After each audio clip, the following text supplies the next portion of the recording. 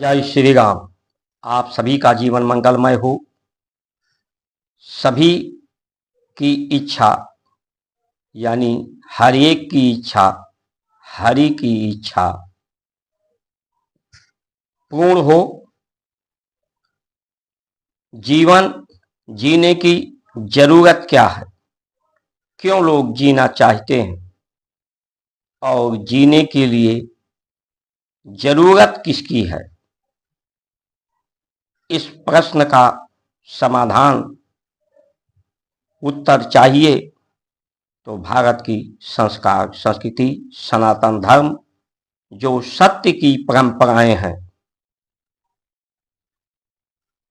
सत्य की परंपराएं जो समानता का अवसर है, क्योंकि जो प्रकृति है, ये शरीर है, ये अंतर को पैदा करती है।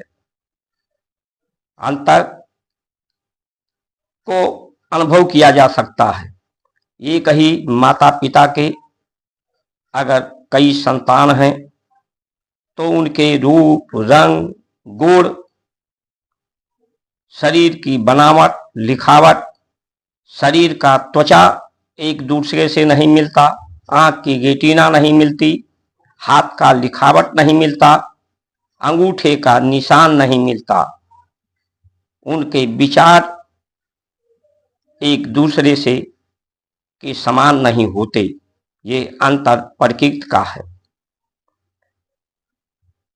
क्योंकि ग्रह नक्षत्रों जो जिस ग्रह नक्षत्र में पैदा होता है, ग्रह नक्षत्र समय और स्थान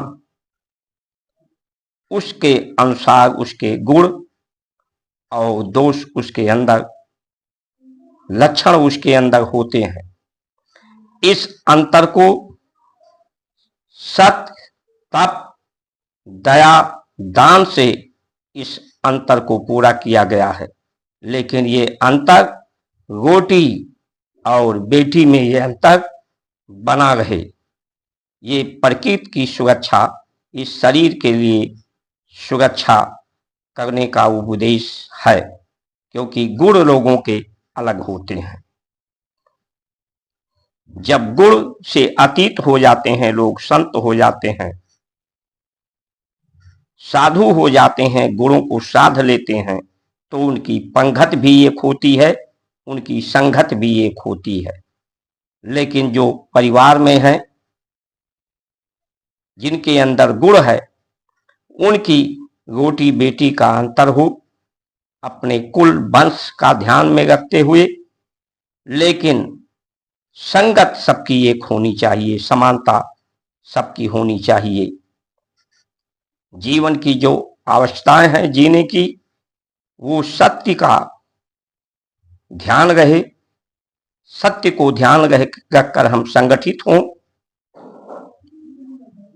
सत्य ही हमें संगठित कर सकता है। सत्य यही है कि जीवन एक अवसर है परमात्मा के कार्यों को पूरा करने के लिए। सत्य शिवम सुंदरम, ये संसार कल्याणकारी सबके लिए हो, सुंदरता हो, इसमें पवित्रता हो, प्रेम हो, सब में एकाग्रता हो, चित्त, बुद्धि, इंद्रियां, मन में एकाग्रता हो, विग्रता समाप्त हो जाए। यही सत्य की परंपराएं हैं। परंपराओं में सभी जीते हैं, कोई झूठी परंपराओं में जीता है, जो सत्य की परंपराओं में जीता है उसके लिए ये धरती स्वर्गलोक है, शांति लोक है, शिवलोक है, सत्य लोक है। उसकी जो इच्छाएं हैं शांति की, परम सुख की, स्वस्थ रहने की, संगठित रहने की, एक दूसरे का सरोकार, सहयोग, सद्भावना, संवेदना और समृद्धि का उसका अभाव पूरा हो जाता है, उसके जीवन में अभाव नहीं रहता। जिसके जीवन में अभाव का रोना नहीं होता, कमी का रोना नहीं होता, वही सुसंपन्न होते हैं। और ये सुसंपन्नता सिर्फ हमारी संस्कार संस्कृति, जो पेट को कूड़ादान न बनाए। संसार को शेष कहा गया है। शेष माने कूड़ा, अवशेष। संसार में गरल यानी विष है। विष की पहचान, विष को मथ करके इसमें से अमृत का सोपान हो।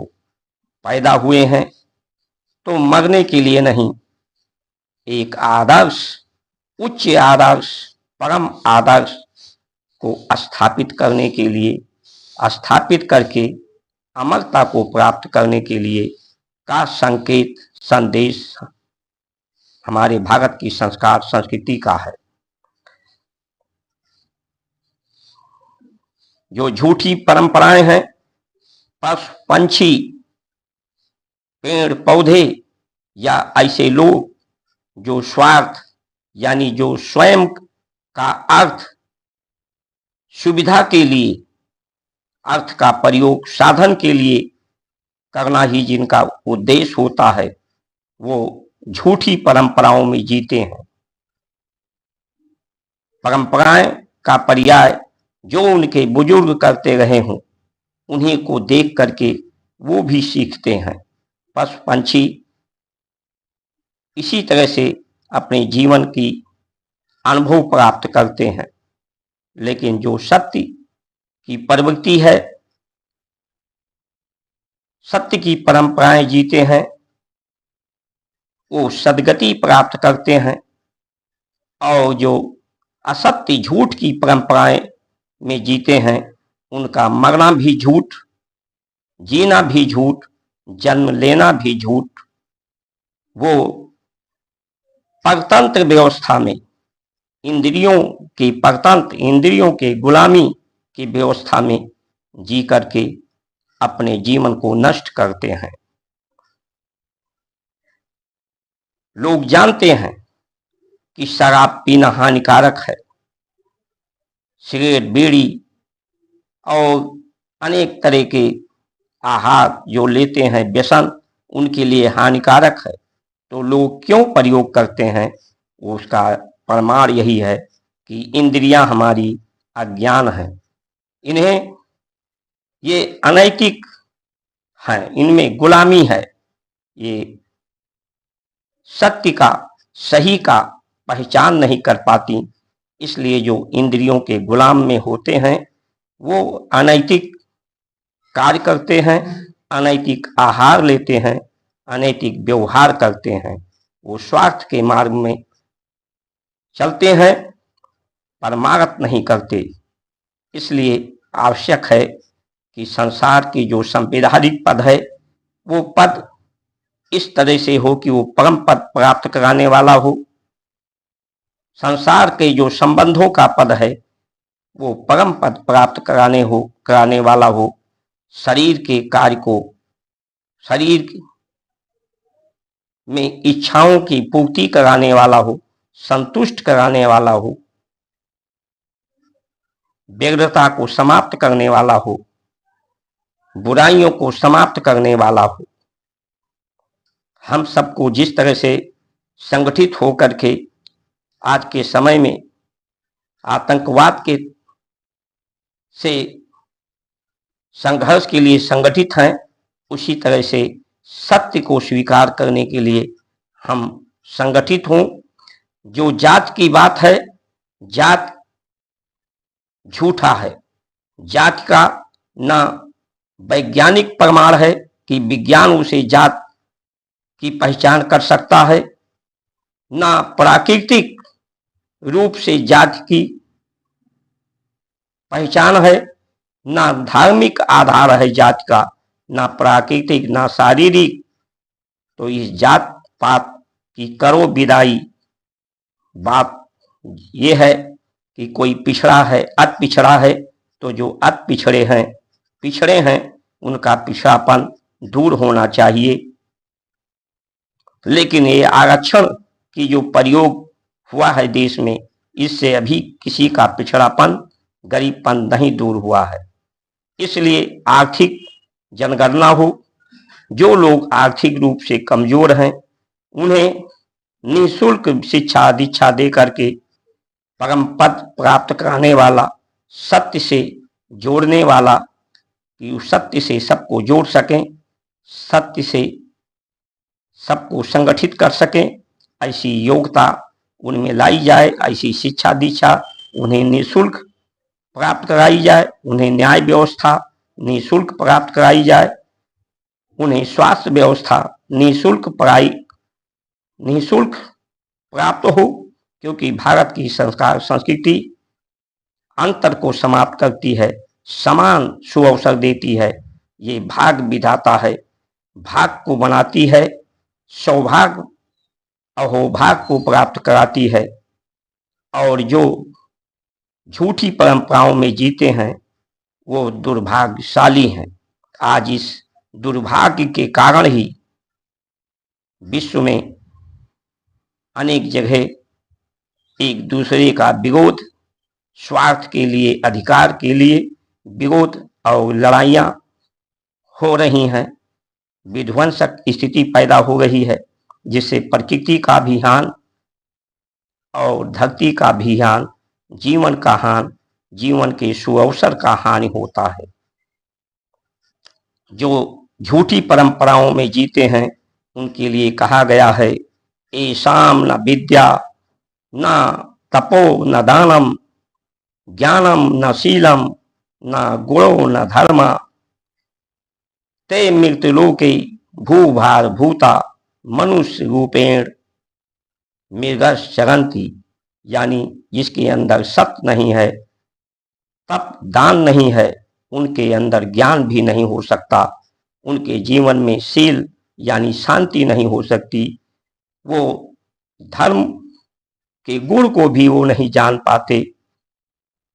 और वो लोग, ऐसे लोगों के लिए ये संसार मृत्यु लोक है, जिसमें वो भूभार भूता, भार बनकर, भूत बनकर, लाश बनकर के, चलती फिरती लाश के रूप में, मनुष्य के रूप में, मृगों के झुंड के रूप में विचरण करते हैं। इसलिए आइए हम सब शांति व्यवस्था, जो सत्य की परंपराएं हैं, वही अंततः पूरे विश्व को स्वीकार करनी होगी, क्योंकि सत्य का एक सिद्धांत है। सत्य अपने सिद्धांत को स्थापित करता है, सिद्धांत के यम नियम है, संयम है। इसलिए पेट को कूड़ादान न बनाएं, पेट में शुद्ध पवित्र सद आहार लें और पेट को आधा कम से कम खाली रखें, पेट को भरे नहीं, और प्रयास करें ज्यादा से ज्यादा पेट को खाली रखने का। खाली रखने से आपको शांति प्राप्त होगी, इंद्रियों के परतंत्र गुलामी से मुक्ति मिलेगी और स्वतंत्रता में ही जीवन है। स्वतंत्र होकर के अपनी इच्छाओं को पूर्ण करके कोई इच्छा शेष ना रहे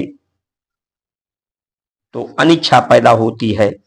अंतिम यात्रा अपने सभी कार्यों को पूरा करते हुए, परमात्मा के कार्यों को पूरा करते हुए, जीवन के कार्यों को पूरा करते हुए देहावसान हो, देह का अंत हो और आवागमन से मोक्ष हो, जीवन में रहते हुए दोष से मुक्त हो। जिनके जीवन में अंदर दोष होता है उन्हें वही संसार में दोष फैलाते हैं, संसार में दोष दिखता है।